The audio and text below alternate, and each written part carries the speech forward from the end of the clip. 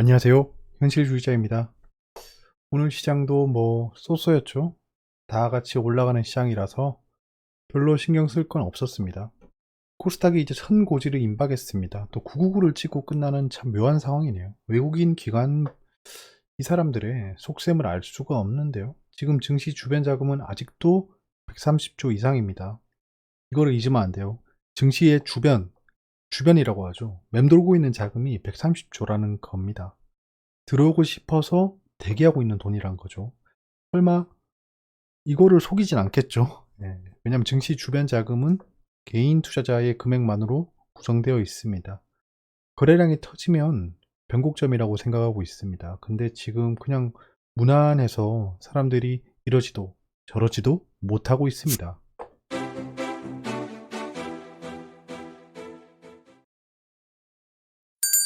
시장은 하염없이 상승하고 있습니다. 지금 이 상승을 즐기면 되고요. 주식을 안 가지고 계신 분들은 조금은 조급하겠죠? 그 조급함을 어차피 늦었잖아요. 어차피 늦었기 때문에 기다려 보시는 게 맞는 것 같습니다. 어차피 늦었어요. 아니면 손해를 감수하고 들어가시면 됩니다. 손해를 감수한다는 마음으로 들어가야 돼요. 그러면 공격적으로 안 들어가겠죠. 손해 볼 때를 대비해야 되니까요. 근데 지금 안 들어가면 안 돼 라고 하는 순간 지는 겁니다. 본인이 타이밍을 지고 들어가는 거예요. 그러다 시장이 갑자기 고꾸라지면 어떻게 되는 거죠? 그냥 그때부터 잠을 못 자는 거예요. 어떡하죠? 살려주세요. 살려주세요. 이런 얘기밖에 못 하는 겁니다. 변동성이 커질 때까지는 관망입니다. 반드시 큰 변동성이 옵니다. 지금부터 진짜 5일선 타고 쭉 올라가잖아요. 그러면 못 들어가는 겁니다. 그건 진짜 신이 아닌 이상 못 들어가요. 상방이건 하방이건 거래량이랑 급등락을 대기하는 게 맞습니다. 새로 들어가실 거면요. 뭐 이미 들어가 계신 분들은 그럴 필요가 없습니다. 그냥 보면 되는 거죠. 아, 오늘 올랐네. 아, 오늘은 떨어졌구나. 그냥 그렇게 증시의 변동성을 즐기면 됩니다. 증시가 망할 일은 현재는 없으니까요. 그리고 말씀드렸던 사건인데요. 저는 고영을 이때 단기 트레이딩하고 나갔어요. 고영입니다. 로봇 관련 주죠. 저는 이때 단기 트레이딩하고 나가고 제가 원래 가지고 있던 그 이때 제가 로봇 종목 3가지 가지고 있는데 2가지를 팔고 나갔죠. 단기적으로. 근데 그 뒤로 이렇게 올라갔어요. 역시 저는 팔면 올라간다. 근데 그 사장님께서 여기서 샀습니다. 여기서 89,000원에 샀어요. 89,000원. 제가 팔고 상승할 때 로봇 관련주 하나 들고 있어야겠다 싶어서 매수하라고 했었습니다. 매수하라고 한 것도 체크해놓고 그랬습니다. 아무튼 이때 1월 20일에 이때죠. 이때 슈팅 나왔을 때 제가 판단했을 때 판돌이, 예, 제가 회사에서 판돌이 했다고 판돌이라고 했습니다. 고영을 시간에 매도하라고 했습니다. 사장님한테. 그러니까 다라고 하죠. 내가 6시 10분에 팔았냐고 물어봤습니다. 그러니까 아니라고 했습니다. 제가 물음표가 한 3만 개가 떴는데 그 뒤에 어떻게 됐죠? 네, 진짜 롱바디 운봉을 이렇게 심하게 그렸습니다. 제가 이틀 연속 개폭락했다. 네, 얼마짜리 빵꾸냐 이거 진짜 얼마짜리 20% 넘게 떨어졌습니다. 고점 이 종가 대비.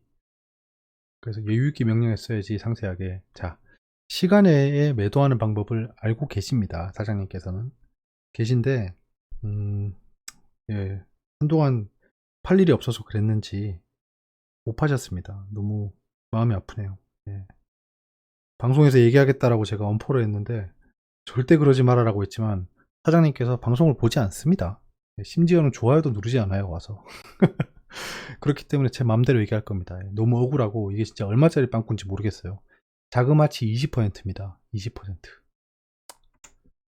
자, 그리고 이거 제가 말씀드렸던 거 기억나시죠? 고점에서 팔고 싶은 작전 세력이라면 저때 넘길 것 같다라고 했잖아요. 이거 어디서 많이 본 흐름인데요. 지일팜택입니다. 지일팜택. 예, 제가 이틀 연속 매수했죠. 근데 여기 지지선에서 아까 말씀드렸던 흐름이 나오고 있습니다. 필룩스도 그대로 돌아가시고 있죠. 예. 예, 여기서 저는 그 지일팜택이 여기라고 생각했는데 이거 따라가면 곤란한데요. 곤란한데. 더 이상 할 말 없습니다.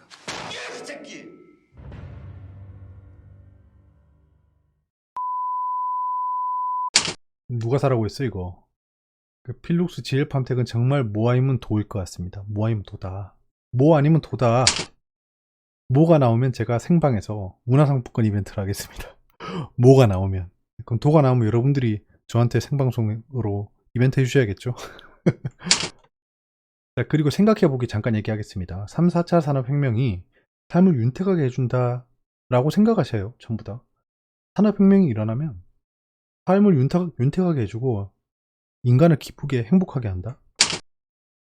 택진이 형, 주 52시간 넘기면 회사 문 막는다. 우와, 워크앤 라이프 밸런스. 야, 대박.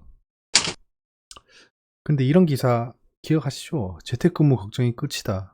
LGU 플러스가 기업 전용 광전송 백본망을 신규 구축했다. 라는 건데요.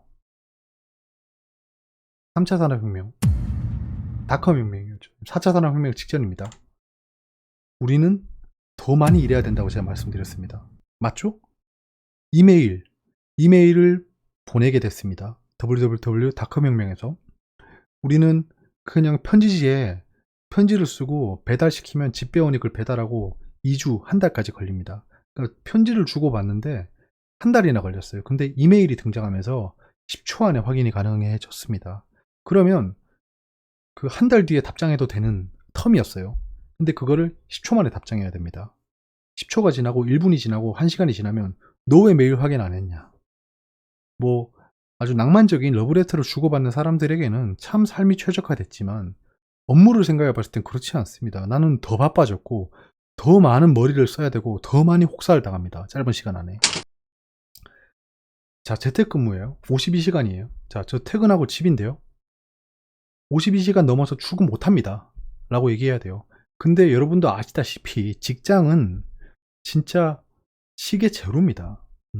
무한 경쟁이에요. 무한 경쟁. 무한 경쟁을 해야 되는 회사인데 저 퇴근하고 집인데요. 매일 못 보는데요. 또 재택근무 시스템 접속하면 되잖아. 너 모바일로 메일 확인하면 되잖아. 52시간 넘어서 집에 있어요. 근데 바쁜 일이 떨어졌어요. 그럼 전화합니다. 바쁜 일 메일로 보내놨어. 52시간 넘어서 출근 못 하는데요. 그렇게 할 수 있을까요? 여러분들 그렇게 할 수 있을까요? 정말? 세상이 최적화되고 있습니다. 정말 최적화가 되고 있어요. 내가 사무실 오피스에서 카카오 택시를 부를 수 있고요. 토스로 송금하면서 바로 결제를 할 수 있어요. 제가 은행에 가지 않아도 됩니다. 정말 삶이 최적화되고 있어요. 그럼 내 삶은 넉넉해지고 한가해져야 되는데 그렇지가 않네요. 맞죠? 누굴 위해서 발전하고 있나요? 지금 누굴 위해서 대체 누굴 위해서일까요? 4차 산업혁명 영상에서 계속 말씀드리겠습니다. 한국전력 오랜만에 봐야죠. 네, 한국전력 얘가 요즘 비리비리 하죠. 보면 한국전력 V자 반등을 기대하라. 메리츠 이런 진짜 호랑 마르코 이러니까 못 올라가죠. 지금 개인 투자자가 거의 뭐 지금 데칼코만이죠. 하락할 때 미친듯이 매수하고 있습니다. 야, 이게 뭔가요? 이때 사야지. 이때 샀네요. 개인 투자자. 아무튼 이 하락하니까 한국전력을 또 이 미친놈이 작두를 타듯이 사고 있습니다. 어떻게 된 게 좀 곤란하죠. 계속해서 사주면 좋겠지만 일단은 좀 불안한 흐름이긴 합니다. 뉴스가 뭐가 나오냐 하면 한국전력이 원료비 원가 공개로 전기요금제를 투명화한다. 투명화하는 건 뭐 한국전력 모멘텀이랑 관계없죠. S&P가 한국전력의 자체 신용도를 BBB로 한 단계 상향했다고 합니다. 지금 외국인은 팔지 않고 계속 매수하고 있긴 합니다. 지금 기관이 계속 팔고 있어요. 그 연기금부터 시작해서 투신, 사모펀드, 보험 이런 애들이 우정국까지 해서 전부 다 팔고 있죠. 한국 증시를요. 그래서 지금 한국전력의 매도가 지속되고 있는 겁니다. 공매도는 거의 바닥 수준이고요. 202억밖에 없어요. 공매도 잔고가. 그래서 공매도 쇼커버링으로 상승을 예측하기는 어렵습니다. 그리고 여기 막 신고 안 한 이 보이죠? 누락. 나쁜 놈들 진짜 이거. 아니 공매도를 좀 수기로 하는 게 잘못됐다고 봅니다. 시스템으로 하면 되잖아요. 왜 수기로 하고 있습니까? 공매도 잔고도 이틀 뒤에 봐야 돼요. 이게 말이 안 되죠. 이거부터 뜯어 고쳐야 되는데 대체 무슨 생각을 하는지 모르겠네요. 말이 3000% 샜습니다. 아무튼 한국전력은 현재 조정을 보이고 있고 이대로 폭락하진 않는다. 폭락하진 않는다. 만약에 폭락하면 사람들이 팔고 나가면 절호의 매수기입니다. 제 비중이 가장 높지만 현대위아가 3배가 넘게 올랐습니다. 제가 산 게. 근데도 아직 이 1번을 못 따라잡고 있어요. 얘는 진짜 약수익이거든요. 약수익 진짜. 야, 네가 약수익이면 어떡해. 최고 비중인데 진짜. 빨리빨리 올라가줬으면 좋겠습니다. 아무튼 그렇습니다. 하지만 2만원 밑으로 떨어진다. 만약에 한국전력이 뭐 세상 최고의 악재를 만나서 2만원 밑으로 떨어진다. 그럼 묶어 따블러 가는 겁니다. 묶어 따블러 갑니다. 한국전력은 계속 살 거예요. 2만원 밑으로 내려오면. 계속 2만원 밑에서 매수를 했기 때문에 더 이상 살 이유는 없습니다. 지금 약간 조정 보인다고 해서 살 수도 있겠지만 그거는 제가 추구하는 매매가 아닙니다.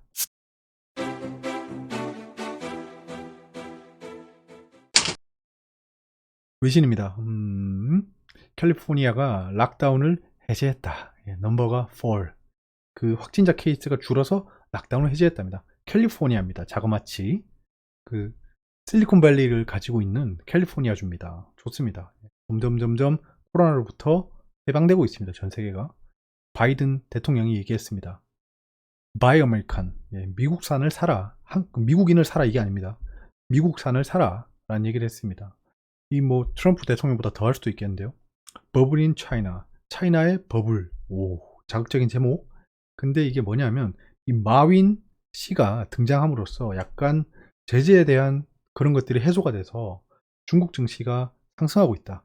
중국 관련 종목이 상승하고 있다. 그리고 IPO들이 줄줄이 대기하고 있다. 그래서 중국의 버블의 기운이 보이고 있다는 뉴스입니다.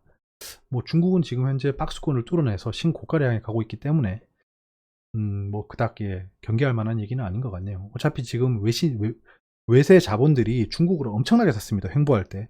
횡보도 지금 상승 횡보가 아니고 하락 횡보할 때 엄청나게 샀어요. 그때 미중 무역 분쟁 잠정 합의를 하면서 외국 자본에 대한 제한을 풀었습니다. 그때부터 들어가기 시작한 거죠. 그게 바닥이었거든요. 왜냐하면 미중 무역 그 전쟁을 휴전했던 게 코로나 전입니다. 그 다음에 오일에 리게인, 오일이 리게인하고 있다는데요.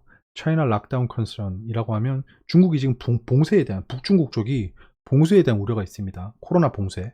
그래서 그 모멘텀에도 불구하고 오일이 상승하고 있다. 글로벌 스탁이 라이즈하고 있다라는 겁니다. 뭐냐? 리커버리 호프라고 합니다. 회복에 대한 희망, 그게 1.9 트릴리언 US 달러에 대한 부양책, 그리고 백신에 대한 공급입니다. 내신입니다. 카톡으로 돈 버니 달라진 카카오, 일부 유료화 본격 시동. 그러면 카카오 진짜 못된 놈들 이렇게 생각할 수도 있지만 카카오는 뭐 어차피 이거는 또 우리 현재 여러분들이 맞았죠. 제가 생각했던 조정 라인까지 오진 않았지만 반드시 상승한다. 카카오 상승했는데 결국엔 조정 라인까지 못 왔으니까 저희는 못 들어간 거죠. 들어가신 유능한 현자 여러분들도 있겠지만 저는 못 들어갔습니다. 어차피 카카오에서는 수익을 보고 나왔기 때문에 네이버랑. 그래서 이 두 개가 조정을 크게 보이게 기다렸지만 네이버는 제가 생각한 라인까지 갔어요. 근데 생각한 라인을 아슬아슬하게 걸치고 올라가 버려서 그것도 매수는 못했습니다. 다른 종목에 정신이 팔려 있었죠.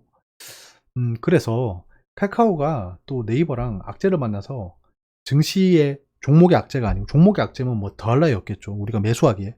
가진 분들은 안타깝겠지만 매수하기에 대기하고 있는 사람들은 종목 개별의 악재는 굉장히 환영할 만한 일입니다. 어차피 금방 극복할 거예요. 근데 시장 자체가 악재를 맞이한다. 코로나가 대표적이죠. 코로나는 시장의 악재입니다. 시장의 악재가 발생하면 카카오톡이나 네이버를 들어갈 수 있다라는 겁니다. 얘들은 구글이나 좀 넷플릭스 이런 종목처럼 올라갈 만한 모멘텀을 가지고 있다고 저는 생각해요. 카카오는 이제 메신저 앱이 아닙니다. 메신저 앱이라고 지금 프레임을 씌우고 있는데 카카오는 금융 플랫폼으로 거듭나고 있습니다. 네이버도 그렇고요. 작년 4분기 주식 투자 스팸이 확 늘었다. 당연하죠. 증시 자금이 거래량 자체가 작년 대비 2019년 대비 2020년이 2배가 올랐어요. 평균 거래 대금이. 돈이 그렇게 많이 늘었는데 주식 투자 스팸 장난 아니겠죠. 한마디로 스팸이 많다는 건 세력 작전주가 넘쳐난다는 겁니다. 저도 전화를 몇 번이나 받는지 모르겠어요. 조심하시라. 스팸입니다. 여러분들한테 굳이 전화가 왔다는 건 자기들이 아쉬운 거예요. 그 카드라던가 보험이라던가 여러 가지 마케팅 상품이 나한테 전화를 온다.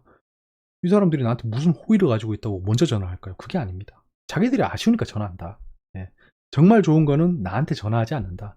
내가 막 구석까지 찾아가지고 진짜 지옥 끝까지 파가지고 상품을 찾아내야 됩니다. 좋은 상품은. 흔들리는 시장의 믿음, 결전의 날이 임박했다라는 건데요. 이게 데이터를 내세우는 게 미국의 저축률입니다. 저는 미국의 개인 투자자가 얼만큼 많이 투자하고 있을까가 궁금했는데 여기 보면 미국의 저축률이 굉장히 올라갔는데 지금 12%대로 낮아졌다고 합니다. 그러면 저축에서 인출하는 게 21%였다는 거예요. 21% 인출해서 어디 갔겠습니까? 뭐 밥도 사 먹고 깎아도 사 먹었겠지만 주식이라던가 부동산으로 돈이 들어갔다는 겁니다. 결국에는 미국이나 다른 글로벌 시장도 개인 투자자의 매수가 크다. 공매도 금지 국가 낙인 땐 외국인 자금이 썰물이다. 제가 공매도 관련 얘기를 하면 댓글을 다시는 분들 중에 굉장히 좀 감정적인 분들이 있어요. 이건 제가 아쉽습니다. 제가 하는 말은 공매도를 금지를 연장하면 안 된다 이런 게 아닙니다. 저는 포인트가 뭐였냐 하면 다시 한번 정확히 말씀드릴게요. 첫 번째 포인트, 약속은 지켜야 된다 였습니다. 공매도 금지를 연장하고 이번에는 연장하지 않는다라고 얘기를 했기 때문에 이거는 약속을 지켜야지 신뢰성이 올라간다. 공매도 금지를 금지 연장을 하면 안 된다가 아니에요. 제가 옛날부터 뭐 공매도 금지 연장하지 말자라고 얘기한 것도 아니고 그런 거고, 공매도 금지를 연장하면 여기 적혀 있는 내용이죠. 제가 이 기사를 찾아봤는데 신흥국 지수 비중 축소 우려가 확산되고 있다라고 하잖아요. 그러면 외국인 자금이 빠져나간다는 겁니다. 빠져나가기 때문에 그거를 대비해야 된다라는 말씀을 드렸던 거예요. 엊그제인가 어제는. 근데 그러면 제가 그분들한테 여쭤보고 싶어요. 한번 생각을 해보세요. 외국인 자금이 썰물로 빠져나가면 그분들이 사주실 건가요? 그 말씀하시는 분들이 사주실 건가요? 아니면 다른 사람들이 사주길 기대하고 있는 건가요? 그런 걸 생각해 봐야 됩니다. 내가 저 3조를 사주지 못하는데 다르게 얘기하면 안 된다는 거예요. 저는 저거 사줄 자신이 없습니다. 저게 빠져나가면 시장이 흔들릴 수밖에 없다는 거예요. 삼성 인텔 반도체 수주 소식에도 못내 아쉬운 이유. 이것도 되게 재밌는 뉴스죠. 삼성전자가 인텔 반도체 수주를 해서 떡상이다 이런 분위기가 형성된 반면에 반대편에서는 이건 절반의 성공이다 라고 평가절하하고 있는 거예요. 이 뉴스를 보니까 아직 삼성전자를 살 사람들이 천지 빽깔이네요. 아직도 삼성전자를 못 사서 굳이 악재 뉴스를 만들어서 뿌리는 이유가 있다. 삼성은 정치적인 이슈는 이런 식으로 나오지 않습니다. 정치적인 이슈로 이렇게 낸 기사는 아니라고 보고 이거는 100% 금융시장에서 발생시킨 뉴스입니다. 얘들아 이거 절반의 성공이야. 너무 환호하지 마. 라고 무릎 꿇는 거예요. 자, 오늘은 뭐 독일 IFO 기업 체감 지수가 나왔는데요. 예측치보다 안 좋게 나왔습니다. 그게 다고요. 네. 별로 신경 쓸 건 없어 보입니다. 어차피 수치는 좋아요. 오늘 뭐 과기부 장관께서 과학기술 미래 포럼에 참석했다는 뉴스 외에는 별게 없습니다. 내일은 IMF 세계 경제전망 수정이 있고요. 소부장 경쟁력 강화위원회 개최, 대형 화물차 수소충전소 구축 사업 2개소 선정. 지금 뭐 수소차 관련주 다 날아가고 있죠. 네, 날아가고 있습니다. 좋아요. 예, 저도 수소차 비중이 굉장히 높기 때문에 지금 이 상승을 즐기고 있습니다. 옵션 만기일이 앞으로 다가올 최신 뉴스입니다. 그 사이엔 없어요. 수요일에 셀트리온 2차 자문단 그거 있네요. 자, 코스닥이 999입니다. 999. 비둘기도 아니고 999입니다. 이게 뭐요? 시간에는 0.03%. 오늘은 개인이 좀 빠져나가는 아주 좋은 장이었습니다. 근데 외국인 기관이 왜 갑자기 매수로 전환했을까요? 무슨 이유 때문에? 시장이 변화할 만한 이슈도 없는데 굳이 매수가 들어왔습니다. 기관이 폭발적으로 매수를 했는데요. 누가 했냐? 금융투자입니다. 예, 연기금은 빠져나가는 게 보이시죠? 연기금은 이거는 확실히 하셔야 돼요. 연기금은 15.6%의 캐파가 있습니다. 지금부터 시장이 상승하면 연기금은 팔 수밖에 없어요. 팔 수밖에 없습니다. 당연히 기관 매도가 나온다. 를 접근하셔야 되고, 연기금이 평소에 많이 가지고 있던 포트가 뭔지를 봐야 되는 겁니다. 그 종목은 계속 매도가 나올 수밖에 없겠죠. 그런 상황이고, 외국인이 장 막판쯤에 슈팅을 줬다. 으쌰으쌰 힘을 준 거죠. 3200대 가까이 가니까 저항선에 다다른 겁니다. 그래서 매수세가 약해지고 있는데 그때 외국인이 마침 영차한 겁니다. 얘들아 3200 넘어야 돼. 강제로 멱살 캐리한 거죠. 코스닥도 재밌어요. 코스닥도 1000 가까이 가니까 매수세가 약해지죠. 그때 외국인이 또 폭발적으로 올립니다.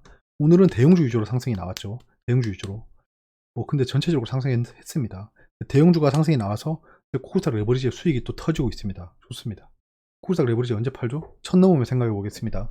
내일은 시초가 상승해서 1000으로 넘겠죠. 일단 갭 하락하면 단기 트레이딩 기회 정도로 보입니다. 그냥 굳이 1000 가까이까지 상승시킨 다음에 하락시킨 이유는 없으니까요. 예탁금도 상승하고, 미증시는 현재 선물이 나스닥이 오르고 있습니다. 어려운 부분이 있으면 댓글로 말씀해 주세요. 여기까지고요. 오늘도 감사하고요. 좋은 밤 되세요.